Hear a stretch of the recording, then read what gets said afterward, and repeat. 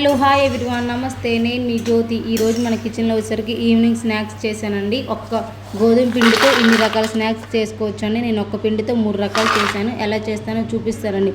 చూడండి ఎంత క్రిస్పీగా కరకరలాడుకుంటూ ఉన్నాయండి. నేనైతే ఇట్లా బాల్స్ లాగా చేస్తే మా పిల్లలు పానీపూరీలు అనుకొని స్వీట్ వేసాను కదండి, తింటారని అలా చేశానండి. ప్రాసెస్ ఎలా చేస్తానో చూపిస్తానండి. ఒక బౌల్ తీసుకొని 2 కప్స్ గోధుమ పిండి తీసుకున్నానండి. 2 కప్స్ గోధుమ పిండికి 1 కప్పు మైదా పిండి తీసుకున్నాను. 1 కప్ అయితే సరిపోతుందండి. మీకు కావాలంటే వేసుకోండి, లేదంటే స్కిప్ చేయండి, పర్వాలేదు. 1 టీ స్పూన్ సాల్ట్ వేసి ఇంకా లాస్ట్లో పిండి కలిపేటప్పుడు 1 కప్పు షుగర్ పౌడర్ అండి, అదేనండి పంచదార వేసుకోండి. లేదంటే పంచదార మిక్సీ పట్టి వేసుకున్నా పర్వాలేదు. నేనైతే 1 కప్పు షుగర్ పౌడర్ వేసుకొని కొంచెం కొంచెం వాటర్ వేసుకుంటూ కలిపానండి. ఎందుకంటే మనం షుగర్ పౌడర్ వేసాం కాబట్టి కొంచెం నీరుగా అవుతుందండి, చూసి వాడుకోండి వాటరు. సేమ్ చపాతీ పిండిలాగే మంచిగా ముద్దగా వచ్చేటట్టు బాగా కలుపుకోవాలండి. బాగా స్మూత్గా రావాలి పిండి. ఒక 10 నిమిషాలు పక్కన పెట్టేసుకుందాం. చూసారు కదా, 10 నిమిషాలు పక్కన పెడితే ఎలా పొంగిందో. నేనైతే ఏలు పెట్టి చెక్ చేశానండి పొంగిందా లేదా అని. ఇంక ఇప్పుడు మనం సేమ్ చపాతీలాగే చిన్న చిన్న ఉండలు చేసుకొని మంచిగా చపాతీలాగా కర్రతో రుద్దుకోవాలండి. ఇక్కడేనండి మెయిన్ పాయింట్, మనకి డబుల్ రుద్దాలండి. చాలా టైం పట్టిద్ది, బట్ ఇట్స్ ఓకే, ఈజీగా అండి. ఇలా చేసి పెడితే పిల్లలు ఇంట్లోనే తింటారు కదండి స్నాక్స్, బయట అడిగే పని లేకుండా. అట్లా చపాతీలాగా చేసిన తర్వాత మళ్ళీ మడత పెట్టి చేసుకోవాలండి చపాతీని.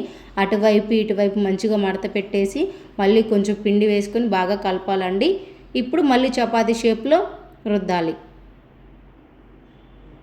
కొంచెం కొంచెం పిండి వేసుకుంటూ రుద్దండి. ఇప్పుడు జాగ్రత్తగా రుద్దాలండి. కొంచెం మీడియం సైజ్ వచ్చేలాగా రుద్దుకుంటే సరిపోతుంది. కొంచెం మందంగా ఉండాలండి, పొంగాలి కదా మంచిగా. చపాతీలాగా చేసిన తర్వాత చూసారు కదా, ఆ షేప్ వస్తే సరిపోతుందండి. ఇప్పుడు షాక్తో సైడ్కి అంతా కట్ చేసుకోవాలండి. చిన్న చిన్నగా ఒకే షేపులో వచ్చేటట్టు కట్ చేసుకోండి, పర్వాలేదు. చిన్న చిన్న గిర్రెలు పెట్టుకుంటే సరిపోతుంది. ఇంకా అన్నీ అలానే కట్ చేసుకోవాలండి.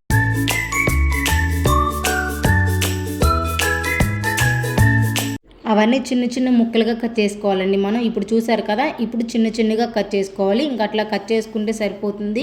నేనైతే 3 రకాల స్నాక్స్ చేస్తున్నానండి. ఒకే పిండితో డిఫరెంట్గా కొంచెం బాగుంటుంది కదండి, కొత్తగా. ఒకేలాగా ఇవ్వకుండా పిల్లలకి మనం ఒక్కొక్కటి ఒక్కొక్కలాగా ఇస్తే చాలా ఇష్టంగా తింటారు కదండి. అన్నీ అలానే కట్ చేసుకున్నానండి.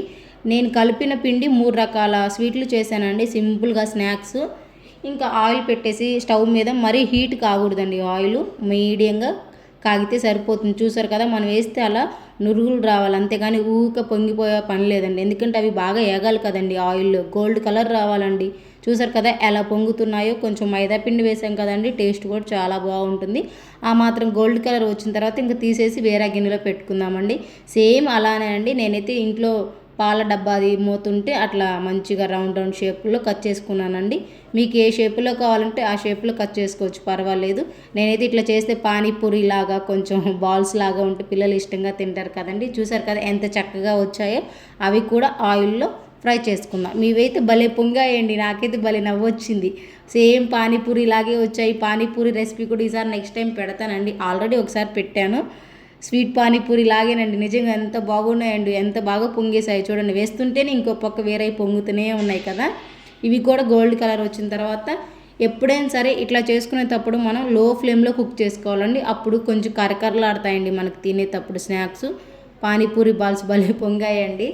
ఇప్పుడు దాంతోనే కొంచెం చందమామ షేప్లో కట్ చేశానండి, బట్ కొంచెం అది పెద్ద సైజ్ అయింది, పర్వాలేదు. చందమామ షేప్లో కట్ చేసి చిన్న చిన్నగా ఫ్రై చేశాను అవి కూడా. ఇట్లా ఒక్క పిండితో మనం చూసారు కదా 3 రకాల స్నాక్స్ చేసుకోవచ్చు అండి. ఇష్టంగా తింటారు, వాళ్ళకి ఏది నచ్చితే అది తింటారు కదండి. అన్నీ ఇస్తే కొంచెం వాళ్ళకి చూడటానికి ఏది బాగుంటే అది తీసుకొని తింటారు కదండి. ఇవి కూడా గోల్డ్ కలర్ వచ్చిన తర్వాత ఇంకా తీసేసి పక్కన పెట్టేసుకుందాం.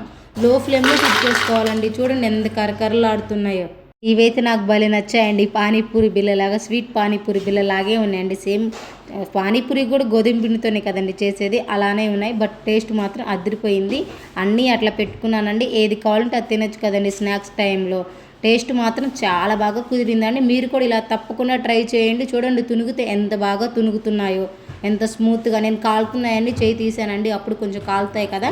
చల్లారిన తర్వాత అయితే చాలా స్మూత్గా వస్తాయండి. టేస్ట్ మాత్రం అదిరిపోతుంది. ఇలా మీరు కూడా ఒకసారి ట్రై చేయండి, సూపర్ టేస్ట్ ఉంటుంది. పిల్లలకి ఇట్లా ఇంట్లోనే స్నాక్స్ చేసి పెడితే చాలా ఇష్టంగా తింటారండి.